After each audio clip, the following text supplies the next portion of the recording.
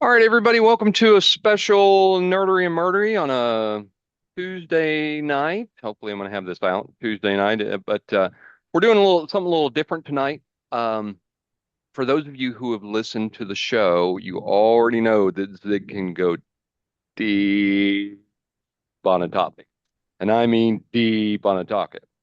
Well, now he's gone and written an entire world.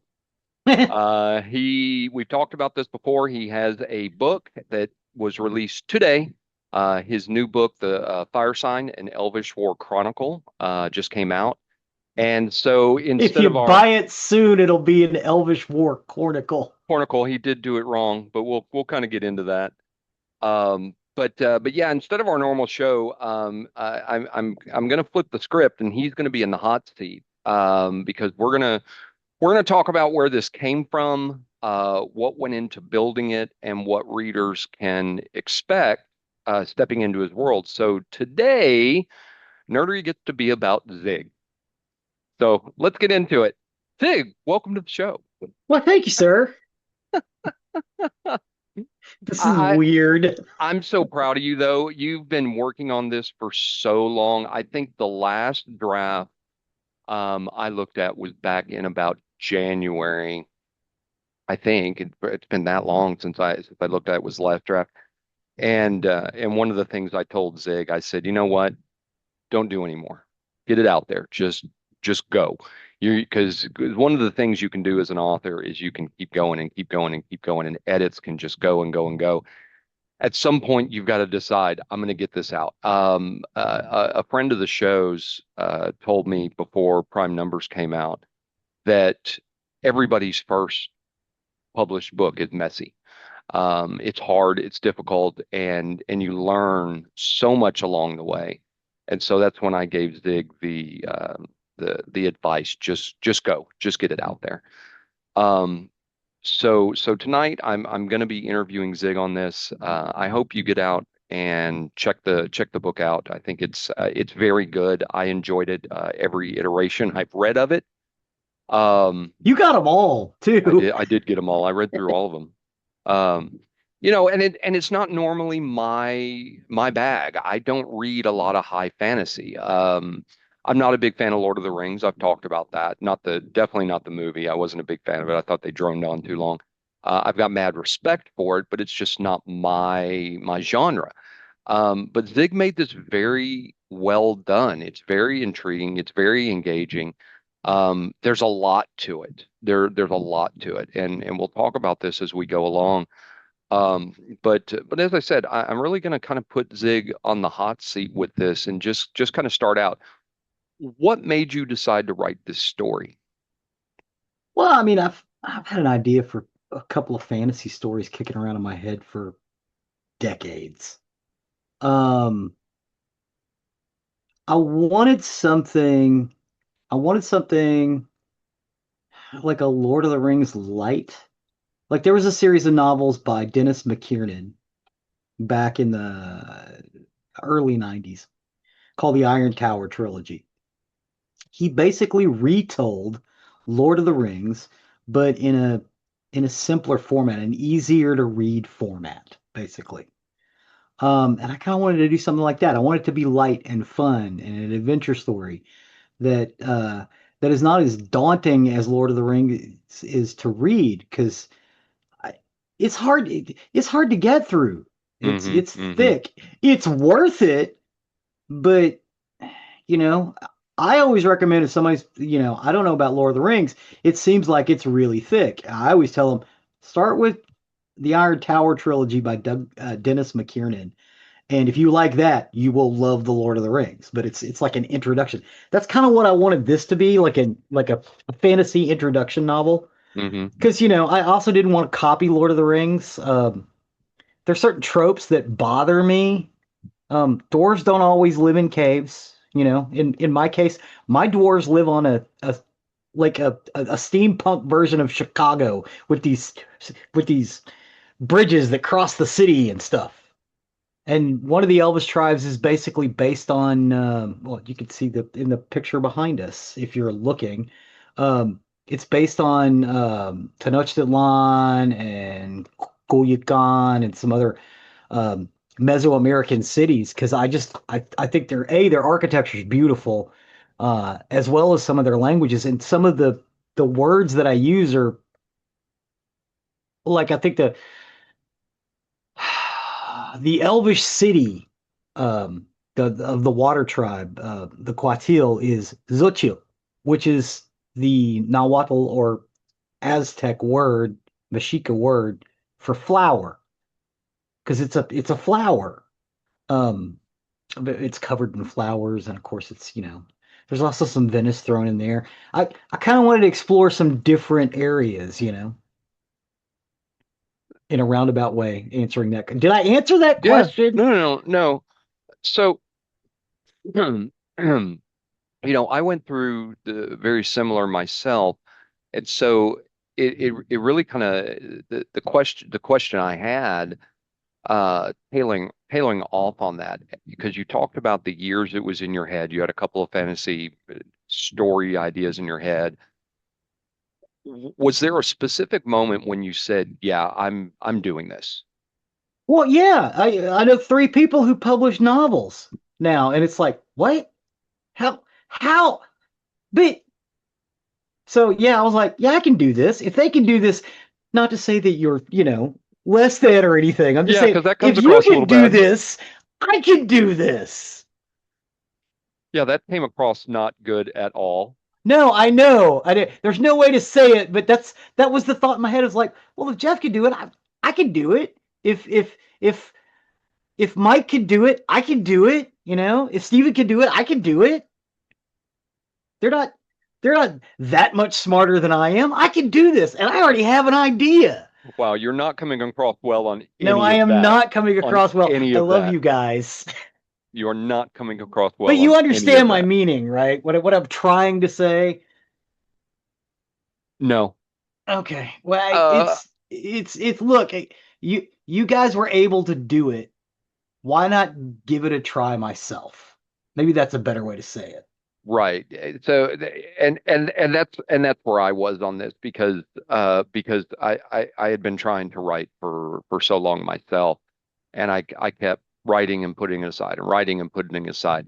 And what Zig's trying to get across there is exactly right. When Mike Shanks and Stephen Boster were two geeks and a microphone, when they did Jeez. theirs, um, I finally decided. I said, you know what, I'm gonna do this. I'm tired of fooling around with this.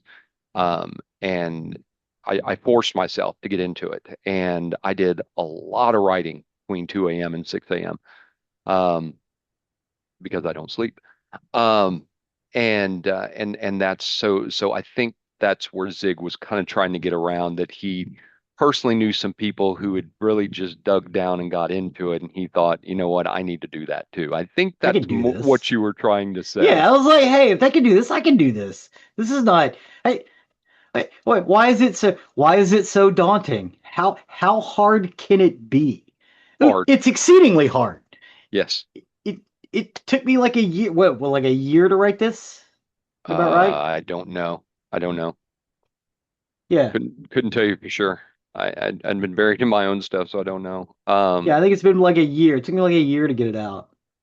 And I still It had a typo at the beginning.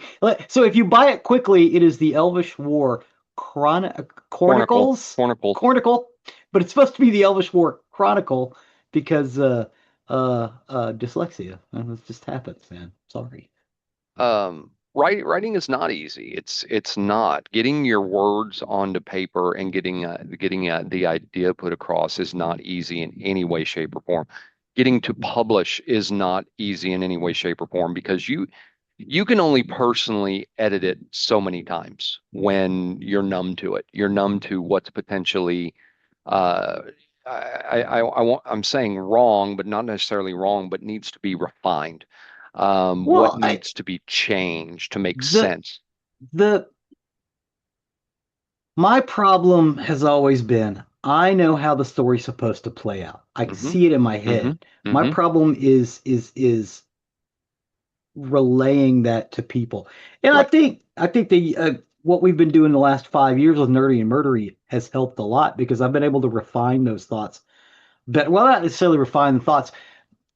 The thoughts are the same, but I can speak to them better than I could 5 years ago, if Well, that makes sense. yeah, and what you said is actually very, very true. The the stories in my books, I know what the story is supposed to be. I know the progression. I know where the end is going to be. But I needed somebody else to read it to tell me, did the progression make sense? Did they understand everything I was trying to put into that? And that's where I get to. You really kind of become numb to your own story because you hear it in your head, you see it in your head, and you see it on the paper, and it all makes sense to you. But then take it to someone who doesn't know the story, and they may go, okay, I'm How not did they get connecting the here? dots here. How did they get here? What How did they get happened here? here? Yes. Yes, absolutely. And that's what makes it very hard. Um, but for this book itself, why did you build this type of world? I mean, you've got your elves, your orcs, your dwarfs, but you did it in a kind of political war setting. Um, well, I mean, it plays out the way that the world plays out. Uh, People with lust for power have a tendency to fuck with people who don't. That's basically what the story is. These there was this horrible war thousands of years ago for these people, and they've decided that they're not going to have war anymore. They're just not going to do it.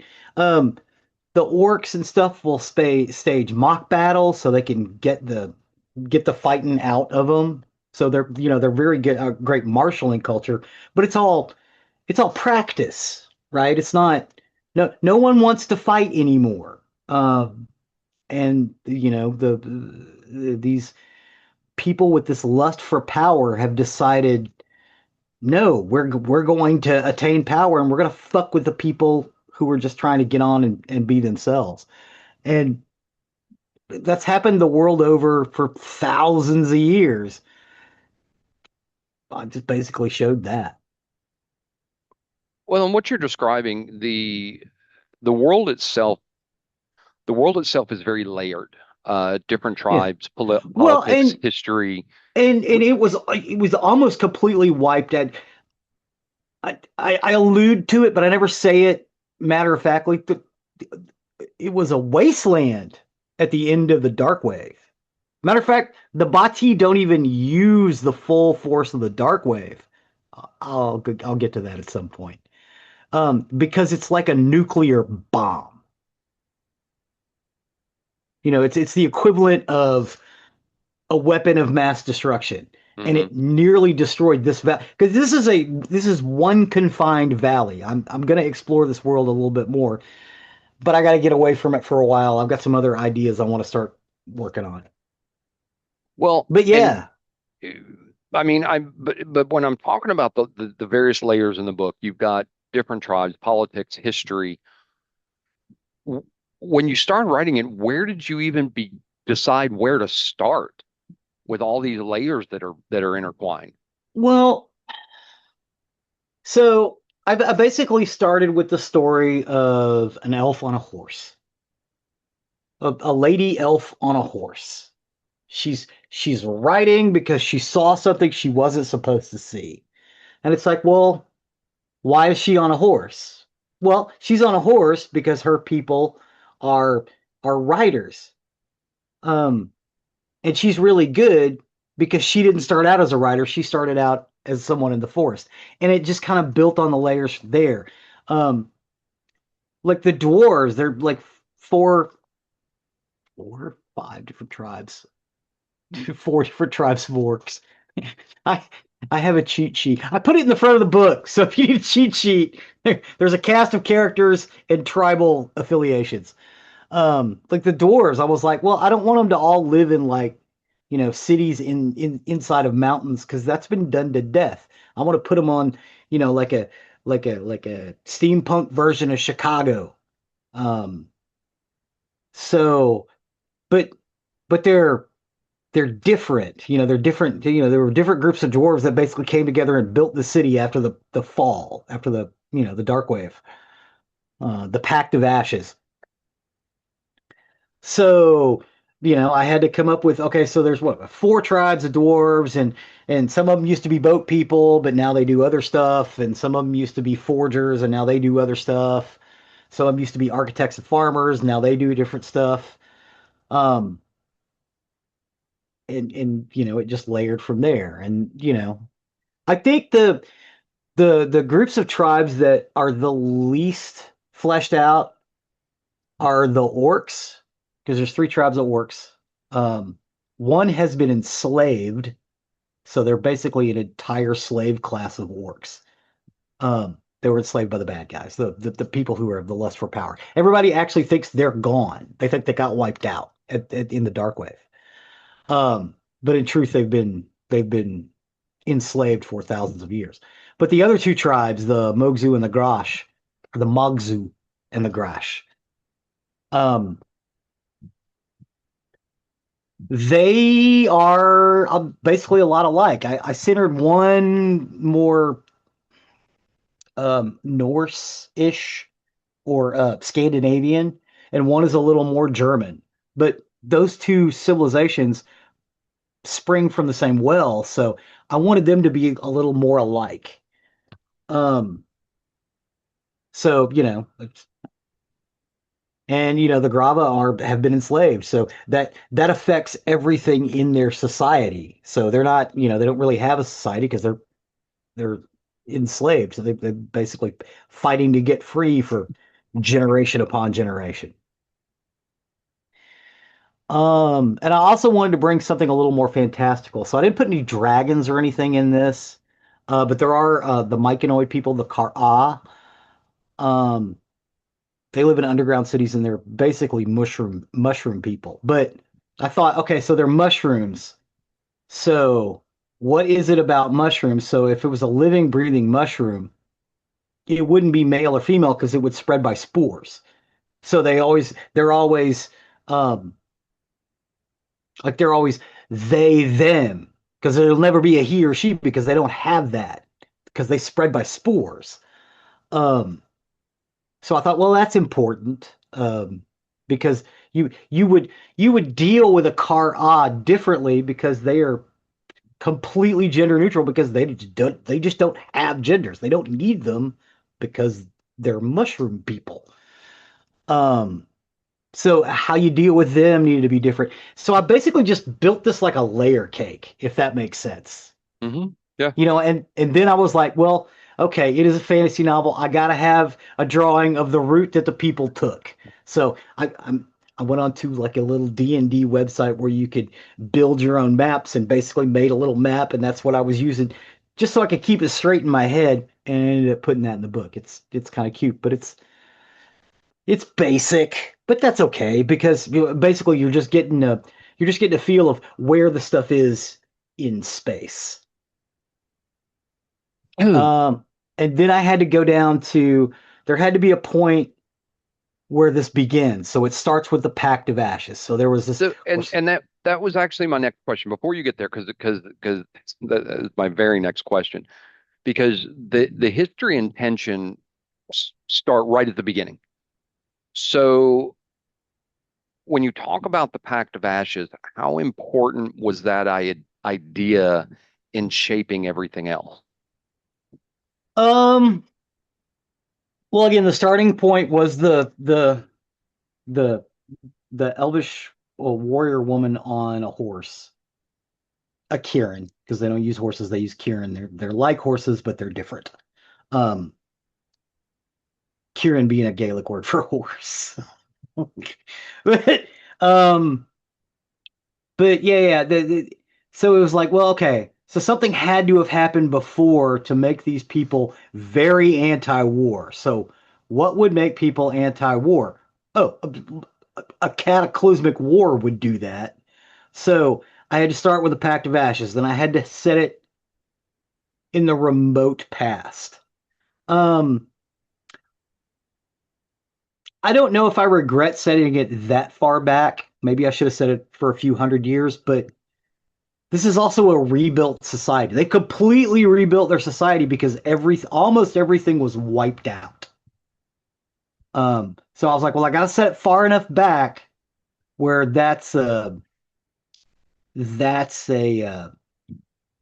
they have the ability to build these cities and things. So I did it with 8,000 years, and I came across that idea of 8,000 years originally because I was reading an article about the human beings had a population bottleneck where we were like less than 1,000 people on the planet, and in like 8 to 10,000 years, there were hundreds of thousands of us. So I was like, well, okay, well, I guess that's a good number. So that's why I picked that particular number. Um, and there had to have been there had to have been a starting point for these people to, basically agree to all live together because I don't really say it in the novel, but in the war with the Bati, these people fought each other. Not everybody was on the side. I allude to it a little bit. Like the Quatil weren't really allied with the Bati, but they had a trade arrangement, which is why they know how to get into the ruins of the old city. Um, because they stayed out of it, but they stayed out of it because they buddied up to the Bati. The Bati being the Elvish tribe that has a lust for power. Well, so Did so man, I danced all around that. Did I actually answer that question? yeah, yeah. Oh yeah. Okay. As you were writing it, because there's honestly there's so much depth here. As you were writing it, did anything in the world evolve or change while you were writing, and you're like, no, this doesn't make sense, and I've got to change this. I've got to evolve this. Yes, I knew I was going to kill some main characters off just because I wanted that tension, but I wasn't sure which main characters I was going to kill off. I started out killing some different characters off, and I'm like, no, I want to this, like Ibida drop here. Ibida drop here. Make sure I got that right. Ibida drop here. Ibida of the drop here, because the whatever tribe you are, that's your last name. Because again, you started out with a small group of people, so. But I was gonna kill her off originally. I was gonna be tragic, but it's like no, no, because Ibida is the person that the audience is traveling with because again, she's on a horse. Her people move, they travel. So it's a travel story because again, it's a fantasy novel. You try to get away from the Lord of the Rings, but essentially, Tolkien set that idea up. Fantasy stories are traveling stories. Is Um, that why you started with Ibida? yeah, that's why Ibida is first because it's a fantasy novel and she is a traveler. Hmm. Um, all of her people are even the ones that live in the woods. They don't live in permanent structures. Uh, well, until near the end of the book. Well, do you have a favorite faction or group in the book? I have some favorite characters. Um, uh, I like Thurn Velgren. He's a dwarf. He owns a boat. He's fun. I like I like shopkeeper Kitalgash Kaldrega. Her name means shopkeeper. I even say it in the book because um there's this one dwarf character, Brandon A, that everyone knows. That's kind of a joke. It's like, oh hey, that's the dude that everybody knows. But like he's real friendly and but he's known this chick for a long time and he just calls her shopkeeper. And in the book it's like, I don't even know your real name. It's like my real name is shopkeeper. It's just in an older language. She's fun. I like I like Tlaquatil.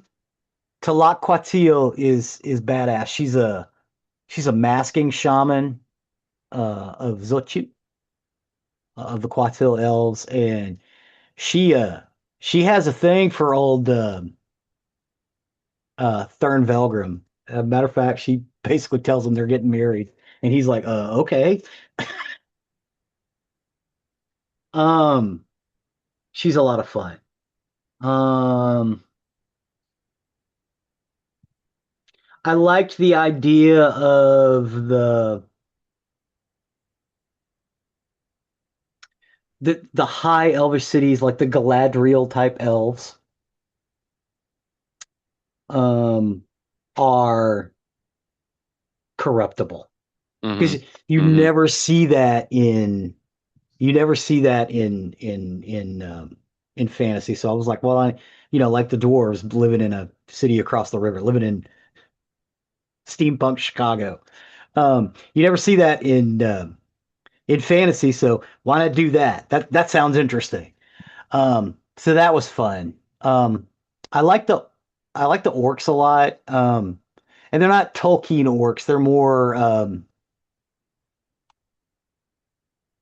like I guess a modern D&D half orc is basically what you're looking at. Well, so okay. Oh, overall, when you look at the book overall, is the book really more about the war or the people inside of it? Um, well, I mean, um,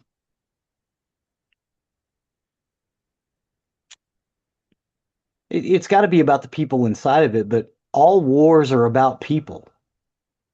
Does that make sense? You know what I Somewhat. mean? Yeah. Yeah. I mean, if Ibida hadn't have been where she was, the plan of the Bati would have probably gone on another century, and this war probably wouldn't have happened. They would have sowed seeds of destruction, and it would have taken, the different factions wanting to fight each other, and that's when the Bati were going to spring their trap. Because it was a it was a red flag operation. That's what, um, and it was a test of some of their weapons. But that's what Ibadah stumbled across, and nobody knew she saw it. So she heads to Tamriel the Tashai, um, because that's where the council is. That's where the council is because they set a council up after the Pact of Ashes. We're never going to fight wars again, and if there's problems, you everybody comes here. We hash it out. We figure it out. Everybody comes to an agreement. Everybody's happy. Um, so she basically is going to the UN to go, hey, I just saw this and it's weird because you know, there's this kind of dwarf and this kind of elf, and they were speaking weird languages, but they were using weird weapons. What the hell's going on? Someone needs to know about this. And that's the beginning of the story. Hmm. Basically, the group or the adventurers, the party, uh, they are sent there by the council to go see what the fuck is going on. Because when it comes up, it's like nobody sent an army to attack a small orcish village. Why would we do that?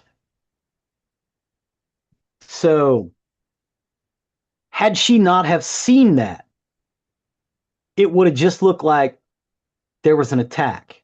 So the whole idea was the Bati were trying to sow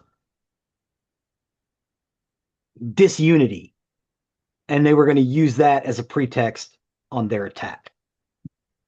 And they've been working on this plan for a long time. Um, they bought people off. They've replaced people with Bati that look just like regular, they look like dwarves, or they look like um, um,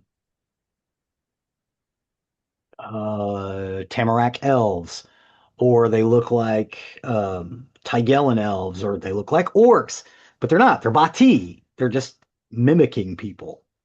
Um, so you really don't know what's going on until they get to the underground city. Hmm. I wanted to I wanted to keep that away. I always knew, and I don't want to give too much of the book away. I always knew that the one character who forms a betrayal was always going to betray them. Even though he looked kind of heroic. He looked like an asshole, but he was always heroic. Um, I knew he was going to betray them, and I knew that's how I could introduce the Kara character. Um, so so that also kind of helped me build the world a little bit. Because I knew those two facts.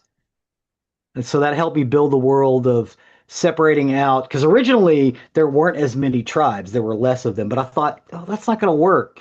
Because if I'm reading a fantasy novel, it's like there's only one tribe of this and one tribe of that. No, no, no. It's going to be different people because it's been 8,000 years, you know? And I'm thinking there were probably other tribes too. They just got forgotten about. Well, I'll kind of pivot away from that a little bit because we're diving very close into Zig's passion of this. He's about to give away spoilers. I can just feel it. I've known him long enough. He's about to give shit away. Yeah, I'm about to give some Um, shit away. and I don't want to do that. So let me pivot this a little bit. What was the hardest part about writing the book? Getting past the first draft. Getting past the first draft. I was able to get it all down, get the first draft out, and I'm reading it and I'm like, this is not that interesting. I need to rewrite this in a way that's interesting. I need to put more adjectives in this. And that was it. Once I got past getting the original idea was down easy. Getting that into a first draft, that was fairly easy. It was getting from the first draft to the second draft. That was the hardest part. Hmm. Hmm. Then I think once I got past that, it was smooth sailing.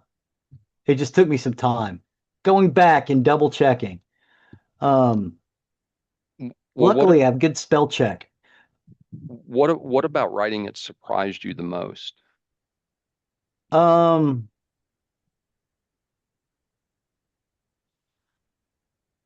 that it was easier than I thought it was going to be. You're gonna have to define that a little bit more for me. Okay, I'm a big reader, and I have been since I was a kid. Um, and I always thought that writers were some type of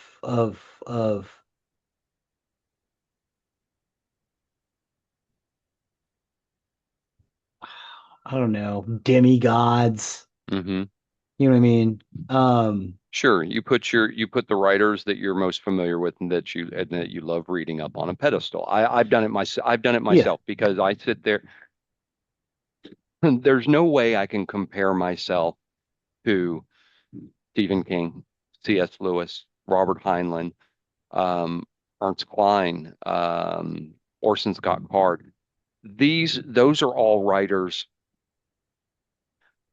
I had, Clive Barker, that I have a lot of admiration for the books they've written. Stephen King, just the sheer volume of stuff he's written, and the fact that I've talked about this before, the fact that the first finished copy of Carrie went into Stephen King's trash because he thought it was crap.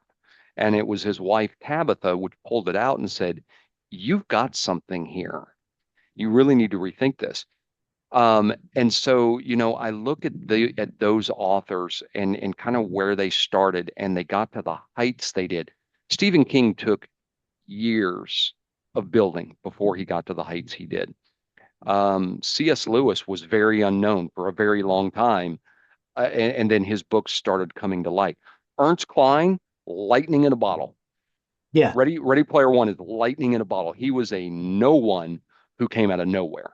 Well, I mean, Um, you think about it, like C.S. Lewis and Tolkien, who were friends, were both professors. They were both yeah, linguists, no.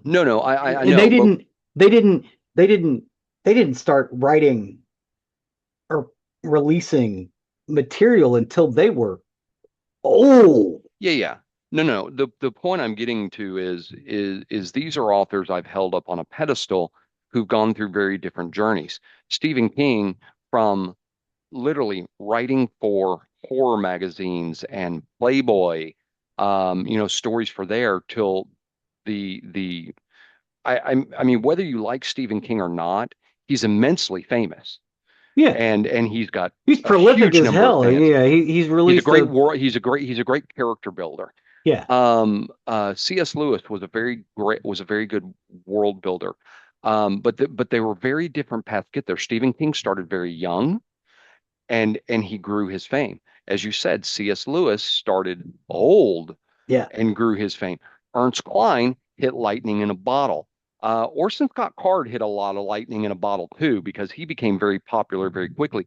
And these are very different paths that these authors took. And so for me as an author, it was very hard for me to envision that I could ever do what they did. So I think that's the point you were getting to. Yes, yes, yeah. It's I put these people Could on I a really pedestal, do? Yes. Yeah. and it's like, well, anything I write's not going to be that good. Well, you know what? It doesn't matter. It it it doesn't matter. Everybody everybody has something to say. Mm, Everybody. I'll debate you Everybody on that has one. I'll debate you everybody on that one. has I think there are people out there that really don't have anything to say, but they open their mouth anyway. everybody has something to say. Everybody can do this. Everyone can do this. Is it going to be, is this book as good as Lord of the Rings? Fuck no. I don't think everybody can do this. I disagree with that. I do not think that Okay, everybody could every put, relatively intelligent person can do this. yeah, I don't think everybody could put their ideas on paper and actually make it legible or readable to get out to the general masses. I do not think everybody has this in them. I think that No, I being disagree. able, I think well, maybe not everybody, but I thank think you. most people can do this. They just need the idea. And sometimes that's hard. Well, because I think there's people out there that can never put those ideas together. And that's where I say not everybody can do it. They might have an idea, but they don't have any way how to put it together. And so it may not be something they could ever do themselves. And then you have, I'm sorry, but you've got people out there that they have no idea in their brain pan at all. They Yeah. just don't. They are mouth breathers. And I can sit here and think of two people in close proximity to me where I live that are just mouth breathers. Um, um, you know, every bad thought to them. I just don't like them. But I think there are people that they do not have an active, because one of the things this takes a good imagination. You have to be able to imagine a world. You can't just build a book on just characters and not be able to build the world around it. And I don't know that everybody has that in them. I'm not saying it's a great thing. Like I said, I put those authors up on a pedestal. But I am able to do what they did, and that's build a world and build characters within that world and make those characters interesting. You've done this with Fire Sign. Um, I think I think you actually belittle it by saying everybody can do it. I don't think everybody can. I don't think everybody has the talent for this. Um, but I think the people that do have an idea in their head, I think there's a path to get there. I think there's a Yes, very yeah, definitive path to get there, yeah. and they may need And help. there's not the gatekeeping that existed for, the last 150 years of publishing is not there anymore. Correct. You you don't That you part don't of it is correct. yeah, you don't have to get a literary agent stuff. I published this myself. It cost me nothing but time. Right. The indie market has grown quite a bit, and Amazon's not the only one. Amazon just is just really kind of the easiest one Yeah. that make the path to becoming an indie writer a lot simpler. And it's allowed a lot of indie writers. Now, there are literally hundreds of thousands of indie writers out there. The hard part of being an indie writer is you don't have the marketing that a publishing company does. You can do your marketing. I do it all the time. But the marketing power of a publishing house is one of the most difficult things about being an indie writer because you don't have it. You have the outlets for it, the venues are there, but it's difficult. It's insanely hard not only to become an indie writer and publish your book, but to make people stop and notice that your book is out there in the first place. That's the hard part about this. Um, to me, that's kind of that's the hardest part of post publishing is literally putting yourself out there all the time because I put myself out there every single day with posts for my book, my sequel, podcast. I have a author support group that I post on every day, and that's difficult. It's very difficult to keep those ideas going constantly, and that's kind of where the hardest is. But we devolved from that. You answered the question I had on that. Um, I had this myself, and so I'll ask you, was there a moment or moments where you almost said, "I'm not doing this," and you put it aside, that you almost didn't finish, or did you No. always power forward? You Well, never had okay. any moment. When I actually started writing it, after it was like, well, Steven did one, and Jeffrey did one, and Mike did one. You know what? I think I can do this. After I reached that point, no. Was there a point where I was like, I can't look at this right now? I'll come back to this in a couple of days. But I wasn't ever going to stop. I needed to get this out of my head.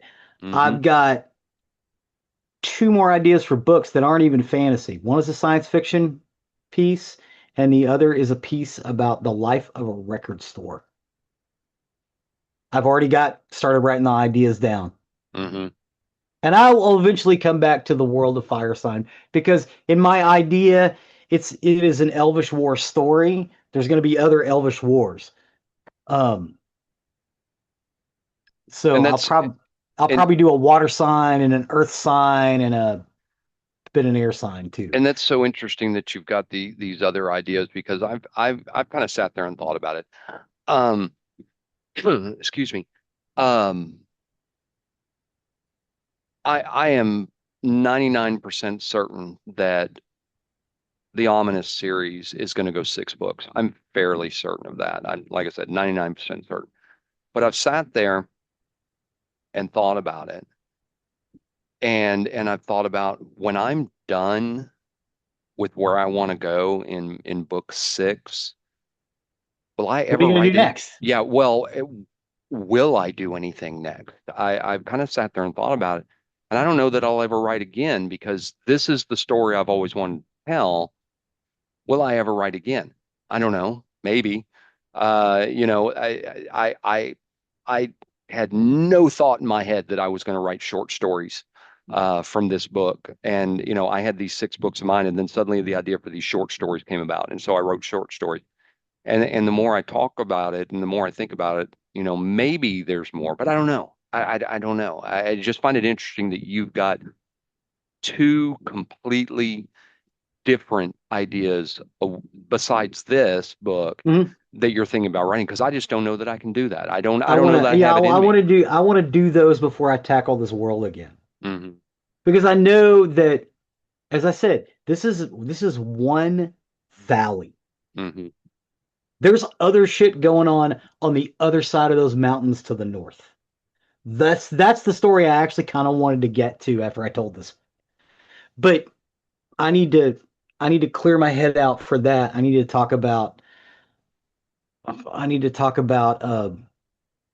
capital ships fighting in the stars. Which is what's probably going to actually the record store is probably next because I've had this idea for a while. I originally wrote like the a treatise for a play for this, and it was basically the life of it was a record store, and it was a bookstore, and then it was a record store. It's probably going to be a record slash used books, a used record slash used bookstore, and it's going to tell the life of the store and the generations of people that are in it. That's And cool. it's going to go from 1985 probably to about 2010. So I know what this feels like, and I've talked to others, and so I will ask you now that it's published, how does it feel with it being live? Well, the fact that I can misprinted the title is kind of a pain in my ass. But hopefully by the time you guys pick it up, it's been retitled. But if not, those early ones will be rare because they say Cornicle instead of Chronicle.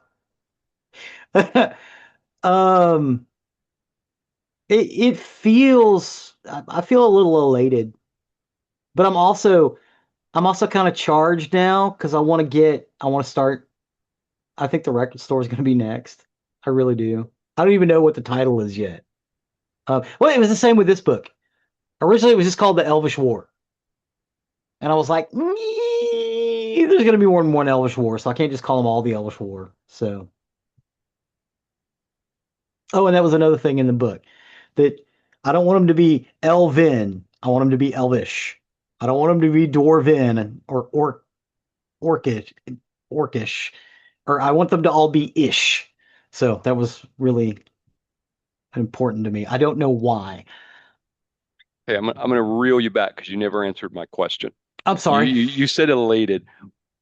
It was, the okay. So when my first book was live, it was it was surreal.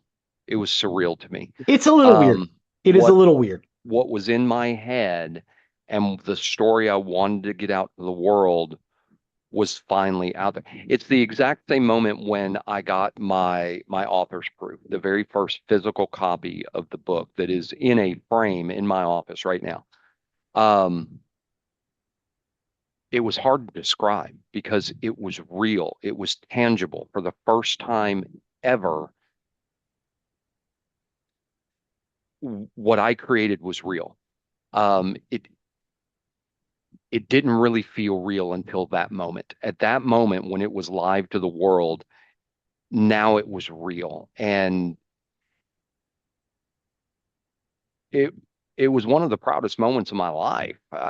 For me, this was a lifelong dream. I'd been wanting to be a writer since I was in the first grade. So this was literally a lifelong dream for me. And so that's kind of what I'm looking at here. As your book is live now, the world has it. For better or for worse, it's out there. Yes, How does that feel to you to be a published writer? You are now a published author. that's true. Think That's about true. that. I'm now a published author. It's well, like I said, I'm a little elated. But mostly I want to get on to the next story. Mhm.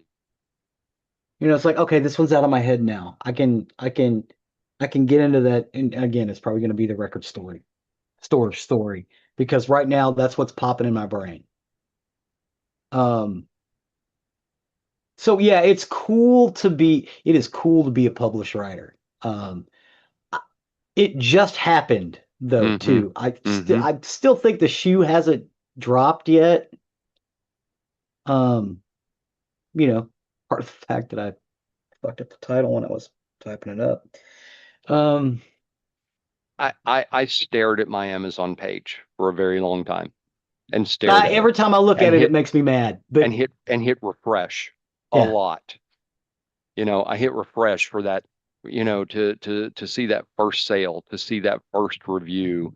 Um, and that's a hard thing about writing too, because one of the things about being an indie author, to break through the algorithm, you have to have reviews.